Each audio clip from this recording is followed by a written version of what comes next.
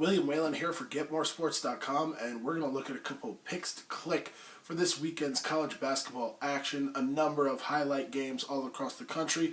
A couple that we've talked about, namely Arizona and Utah. We'll have a big-time preview of that up tomorrow. But let's start out with a team in VCU that just finished off getting swept on the season by their rival Richmond, and now they're going to be taking on the Dayton Flyers as they are in a four-way tie atop the Atlantic 10.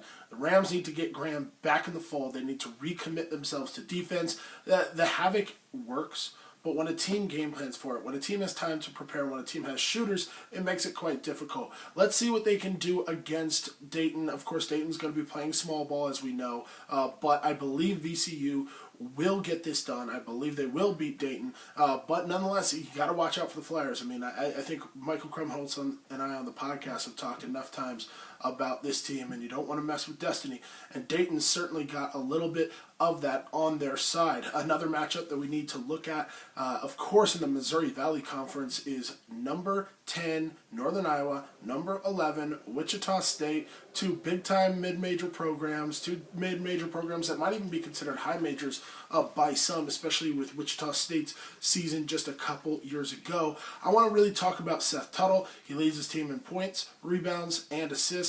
He's going to be the key to this game. Can he match up inside and give them a presence consistently versus Ron Baker on the other side? Is Ron Baker going to be aggressive? Is he going to be efficient?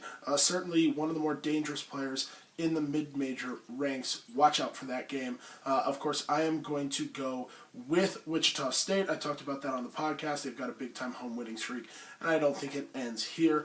Another matchup to look at, Kentucky and Arkansas. Arkansas, one of the few teams in the SEC that we thought could challenge Kentucky. Ultimately, I don't see them getting it done.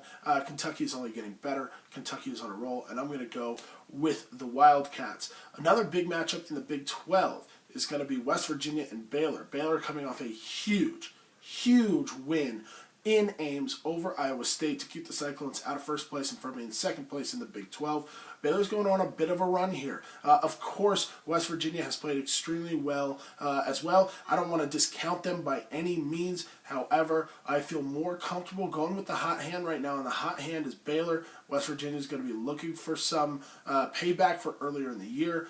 My question is this. Can West Virginia beat the zone that Baylor is going to throw at them?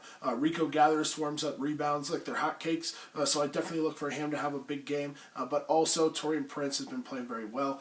I like Baylor here in kind of a surprise pick for me, given how often I have gone against them.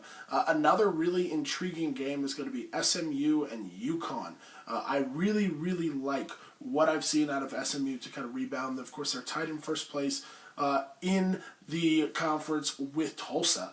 And so this game could really separate themselves from Tulsa. Tulsa losing a number of games lately after starting off really quite spectacularly and going undefeated through the much of the beginning of conference play. I'm going to go with SMU here. I like the Ponies. I think that Nick Moore is one of the best and most underrated point guards in the country, so give me SMU.